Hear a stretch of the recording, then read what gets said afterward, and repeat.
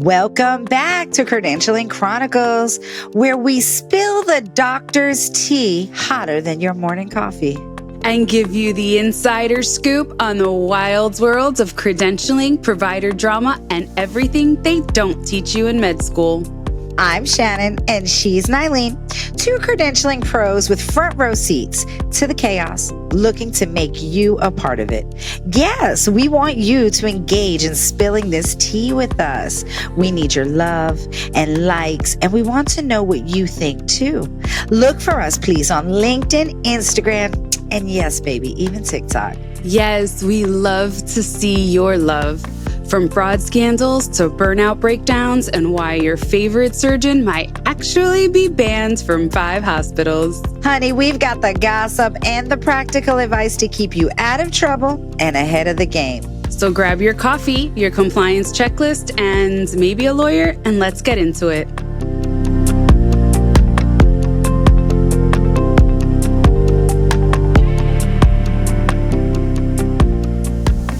Hello, welcome back, everyone, to Credentialing Chronicles, the show where we keep you informed, caffeinated, and just a little bit outraged at what's always happening in the healthcare world. What do you think, Nyleen? Yeah, I think we're really having fun pulling out these little mini-sodes, just kind of touch bases. There's so much. Yes, there's so many little things that happen, and it's just like a lot easier to get a couple minutes of content here as we do a little research rather than doing a whole episode. So today, Shannon, we've got an announcement from the U.S. Department of Education. And it's hitting social media. So I was like, we got to get in on this. And it basically has the entire nursing world clutching their stethoscopes because this one is really big. Yes, well, the Department of Education, which I didn't know we still had one. I thought it had been dismantled. I mean, didn't you? I was under that. I had seen everybody walking out with boxes. I said, oh, okay, we don't have one. Oh, my goodness. But I guess, FYI, we do have one, everybody. And then today they said they wanted to propose new rules, you all. And, you know, for the Student Federal Loan Program, right? I guess that's really where it's taking a lot of the precedence. And let's just say, you all, it is shocking. Not only shocking, shocking, it's earth-shattering because they want to eliminate what's called the Grad PLUS Loan Program entirely. And if you didn't know, that's the program most of the nursing grad students rely on to afford their nurse practitioner school. They're creating a brand new definition, all right? And so it's professional degree programs. And guess who's not on that list? Nurses. And I have to be honest, right? I think it's a really peculiar time for this, right? Because a lot of the nurse practitioners are getting the states to give them independent practice. Interesting. Yes. Like in the state of Florida, they have to complete their hours and apply. Well, that's actually an interesting perspective. But wow. So let's see this professional degree. Let's break it down. So the Department of Education is saying that only students in certain graduate programs are considered professional students, which gives them access to that higher federal loan limits, right? So Shannon, break down the list that supposedly is going to count towards this. Oh, honey, I want to do the list that ain't counting. I want to be with those people over there. Okay, so we're talking MDs, of course, right? So those are going to be included. DOs, Doctor of Osteopathic Medicine. Dentistry, so that covers your DDS and your DMD. All right. We have pharmacist. So whether you're going to school as a pharmacist or whether you're going on for that extra PharmD. We have veterinary medicine, right? We have optometrist. We have chiropractors, podiatrists, the law. So those are going to be your JDs, all of those. And then theology, which is covering like a licensed counselor, stuff like that. Or no, theology would be the spiritual, right? No. Yeah, let's figure that one out. Yeah. I see a lot of people are missing, right?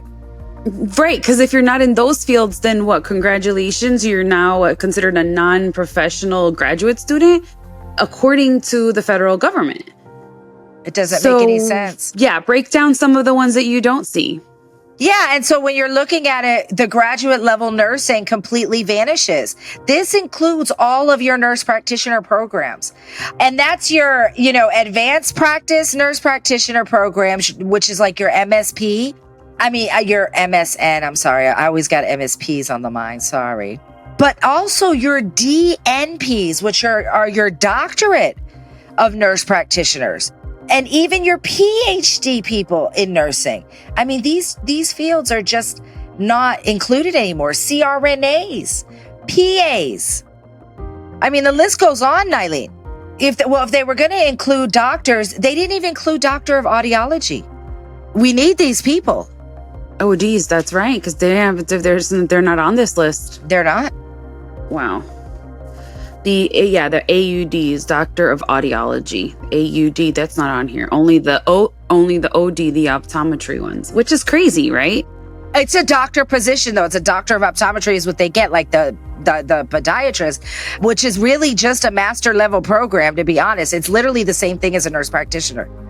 So basically, Shannen, under this proposal and the loans disappear, what are the borrowing limits become then?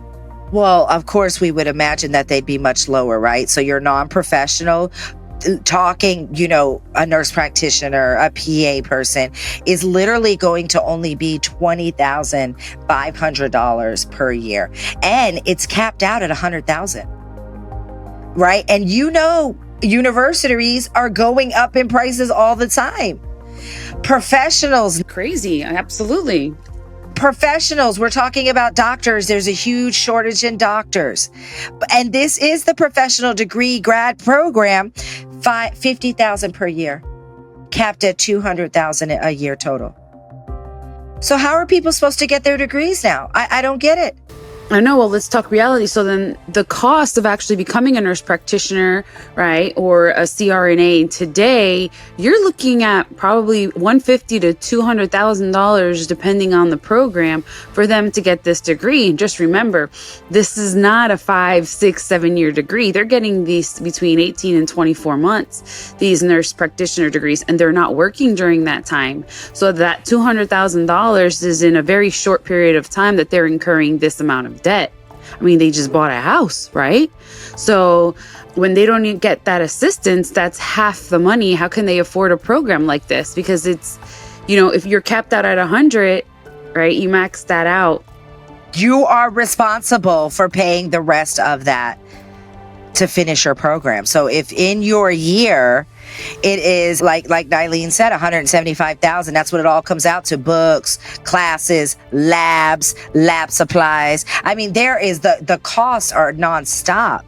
That you got to get a new outfit, you got to get the new shoes. Everything is to the specifications. Right. So who gets cut the hardest? So let's call it what it is then. Advanced nursing specialties are getting hit the hardest. It's a cut from professional student getting to just like a regular student. This includes the nurse practitioners, CRNAs, like we said, clinical nurse specialists, includes midwives, nurse midwives, any MSN students, any DNP students, any PhD of nursing students. And it's just sad because I'm going to be honest with you. Women are the majority of nurses. Yes, there are male nurses. I'm not discounting none of them. But women are the majority of your nurses, your nurse midwives, and this directly affects them in getting their education, and so it really greatly reduces the availability of these people on the job market. It's the entire advanced practice pipeline. It has to feel a little intentional. It really does.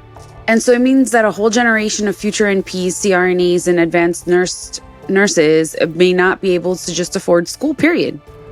And who does that hurt, you guys? It hurts the people of the United States. The primary care clinics in your neighborhood, the anesthesia departments in your local hospitals, the community health, the rural health programs, the FQHCs, gone from full funding.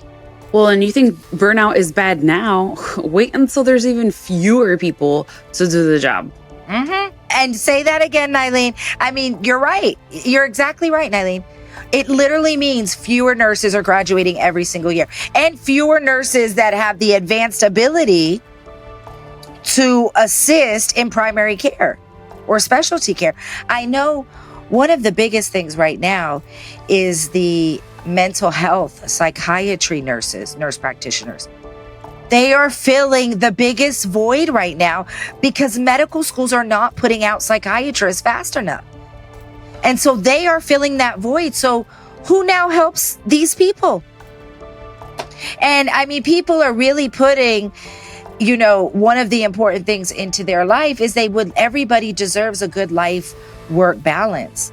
And so people deserve time to go have kids and spend time with their children and then come back to the workforce.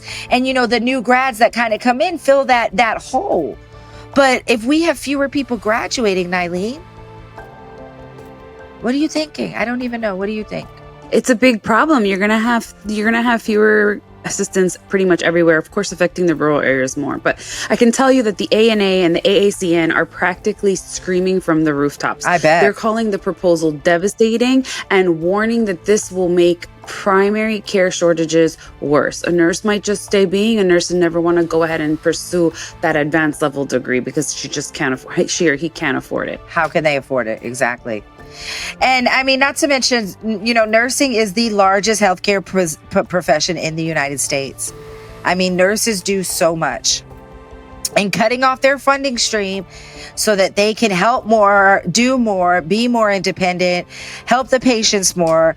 I mean, it makes zero sense. I literally do not understand. And the Department of Education says that they're doing this to comply with Trump's new One Big Beautiful Bill. I mean, I don't know. It's a zillion pages long. So apparently this is one of the things that they're trying to adjust that they think will make, according to them, right, because they don't know, minimal impact. They're not thinking about the long game when, you know, the people on Capitol Hill are sitting at this. It sounds like a great idea because they're not thinking of what the reality of a healthcare system is. Until they're sitting in the nursing home and there's no one to take care of them, right? I mean, they claim that it makes federal borrowing more sustainable, but critics say it's pulling the ladder up behind the next generation of providers, and it's making it much more unattainable. So what's happening next? Well, I guess they're having a public comment period opens, you know, early next year. And I guess everybody, all of us are trying to get the word out. So if you're hearing this, share it, like it, put it all over. If you are in healthcare, you have to put this all over because, I mean, this is going to be open to comments next year. And we as a people have to come together and say, this is not a good idea. And if nothing changes, this is going to go live July 2026. Not you just threw that in there like that. Oh, it better not go live 2026, Nyleen. It better not. But I mean, nursing organizations are mobilizing. I mean, we do have hope. If you are a nurse, if you have nurses in your family, if you know a nurse, I mean, you know, get involved with some of those because again, it's all numbers. It's we the people that come together. The ANA, the AACN, the state boards, the nursing state boards, every single state has a nursing board that all the nurses report to. Colleges, they're ready to fight this. And so see where you could get in. I'm sure that, you know, people need support in this area. It's one of the most significant policy shifts in nursing education that we've seen in decades. So if you're a student, educator, please remember this affects you. We'll keep you updated as the rule moves forward and we'll share ways for you to make your voice heard. I think this is just going to really stay a mini-sode. And as we get updates, we're just going to update you guys. And I mean, if you could comment, share, the more we get it out there. What do you think, Nyleen? Absolutely. I think we need to keep an eye on this because this is going to affect, love to see what the effects are after a year or two with them having difficulty getting that access to that funding that they need. So everybody stay credentialed, stay informed. And who do they have to listen to, Shannon? Okay. Well, if you want, just go and you can TikTok, Instagram, Facebook, like, comment, share, follow. We love you. Mwah, mwah, mwah. Woo, Woo, that was a whole lot of tea. Who knew doctors had more drama than reality TV? And if you think that was wild, just wait till next week. We've got more stories, more scandals, and more credentialing chaos coming your way. And if you love the tea, please don't keep it to yourself. Like to show us you're listening. Please comment and join the conversation, and follow us on LinkedIn, Instagram, and TikTok. Also, share so everyone else can sip with us. Yeah, so see you next time on Credentialing Chronicles. Stay credentialed, not canceled.